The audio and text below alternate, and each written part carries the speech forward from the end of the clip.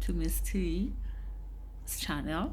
Um, I'm here to tell you about my story, what has happened to me, and why am I all over the place talking about it.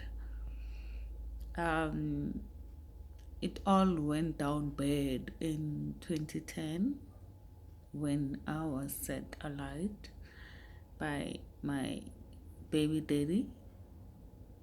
With he touched me after we had a misunderstanding, and the following day he decided that he's gonna play God with my life, and that's what he did.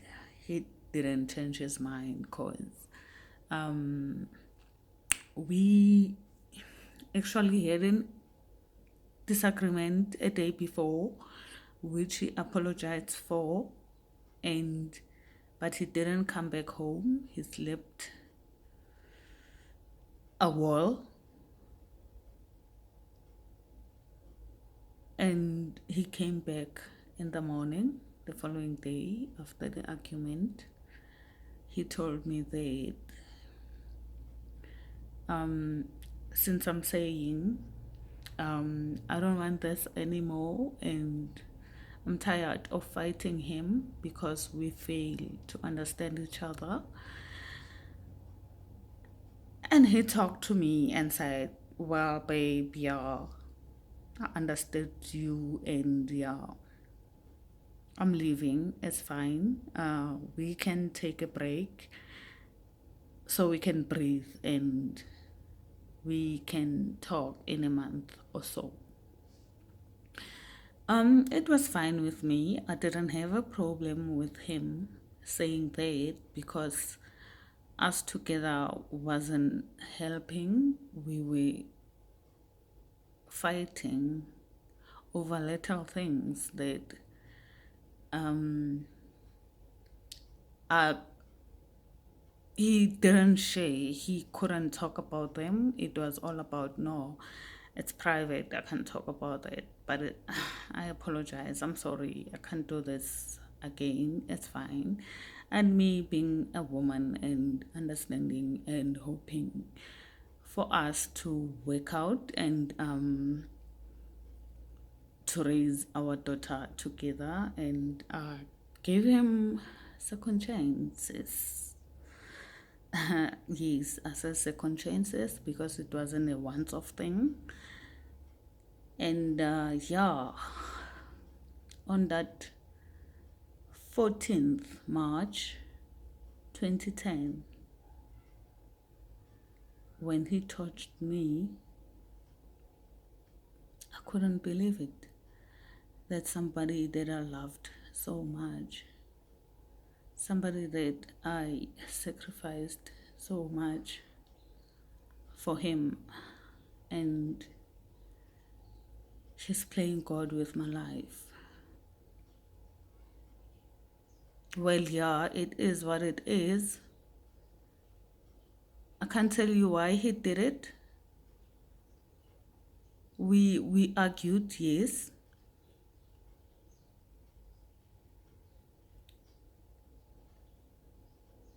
It was bad. And on that date of the 14th month, no, 14th of March, I remember it was early hours of the morning. It was a day after a housewarming of my friend.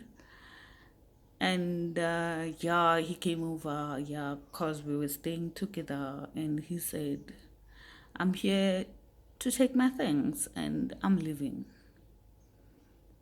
And I left him to help himself because he knew the surroundings of everything and where is everything and whatever that he had to take. It was fine, and he packed and everything, and he was in and out of the house, and I was just lying on the couch and didn't want to disturb him or make him mad. And after packing, he tells me, can we speak privately? And which is, yeah, okay. maybe he's gonna tell me something better, that yeah, it's fine, we fought, I'm just gonna breathe, I'm gonna work on myself, I just wanna be a better person, and I'm gonna come back a better person.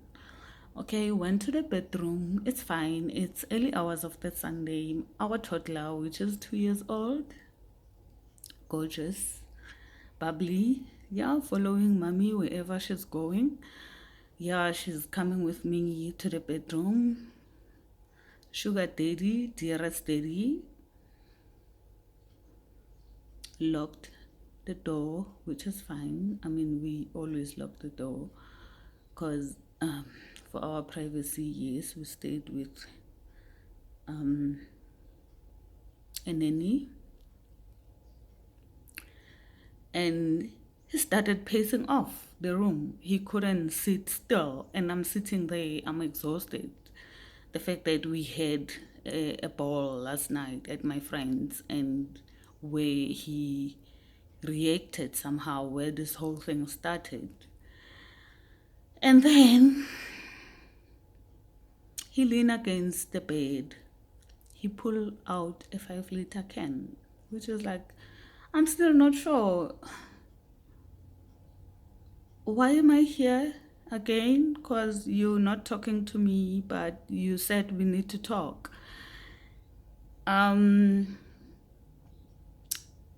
He opens it up. I'm still blank. What's happening?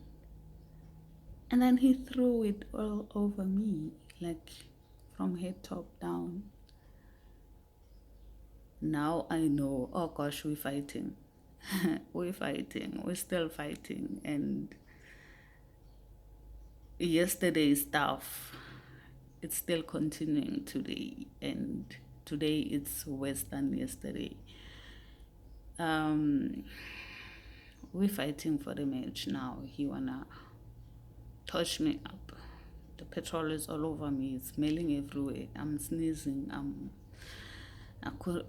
My eyes, I can't open the itchy and all that. And then fighting over the match for about 5 minutes. We're in the house. It's only us, and our nanny is somewhere in the house, but busy with some house chores. He overpowers me. He ignites. Should have seen the room. It was full of flames everywhere. You couldn't see what is what. It was like a bomb was thrown to that room. And yeah, he flew out through the window and left me and my daughter there to die. And now my mind is pacing off. Oh gosh, I'm gonna die. Me and my daughter, we're gonna die. And I'm thinking, okay, since he locked us up and flew through the window, he wants people to think that I took my daughter and myself and set myself alight. And he was sure I'm gonna die and he won't be connected to the scene. And he flew through the window and he ran for his life. He left us there fighting for our lives. And I jumped over through the window as well. You know your house surroundings if you stayed at a place for a while. Threw myself with tap water. And now I have to go for my daughter. Now neighbors are aware that the house is on flames. They start coming over, and then I'm telling them, I'm still in flames. My hair is burning. It's on flames. And he comes over, and my neighbors, and like, I tell them, my daughter is in there. They try opening the door, it's locked. And they tried going through the window as well, but there were still flames and everything. But they managed to take my daughter out and rescued her. And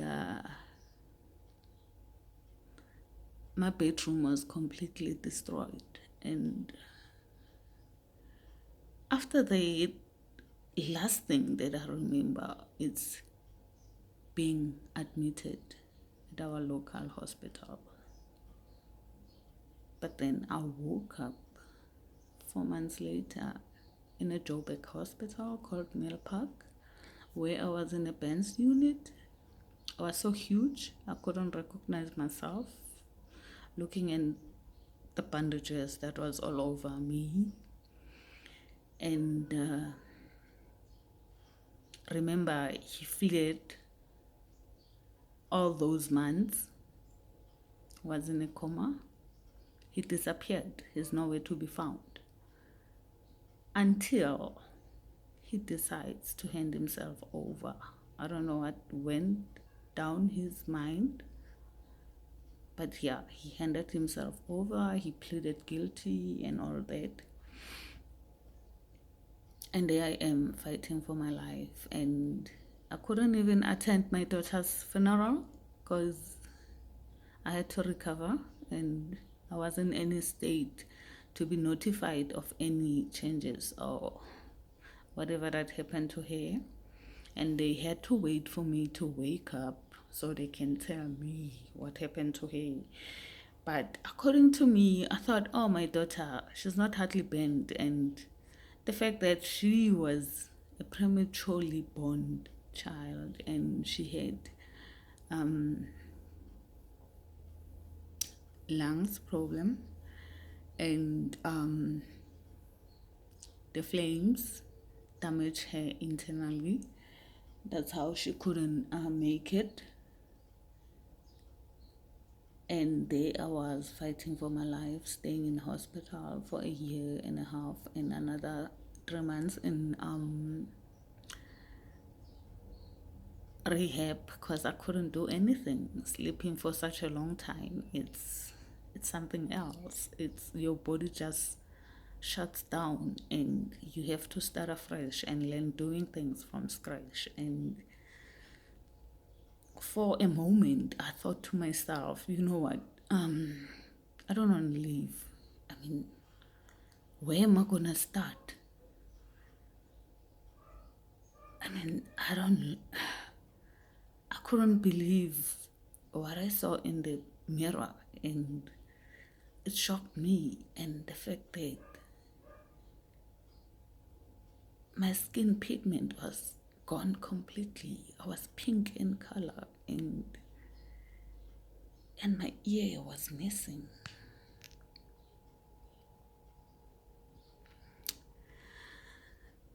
And I refused medication. I refused food, which I thought I'm gonna die. I want to die.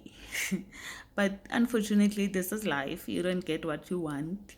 And somebody, God, has to decide. He knows why you're here, which steps you have to go through. And of course, yes, a week after going under hunger strike, I realized I'm not going anywhere. And I decided to start therapy, building my strength up, which I slowly saw a little of change. And I decided, okay, my daughter is gone and I'm here. And she was my inspiration to pull this through.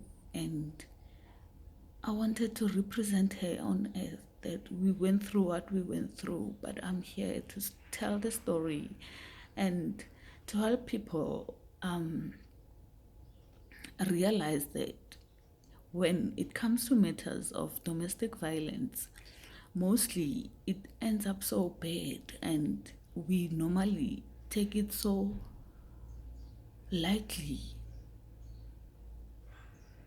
We normalized it for so long, and now we don't even know where to begin to trying to sort it out.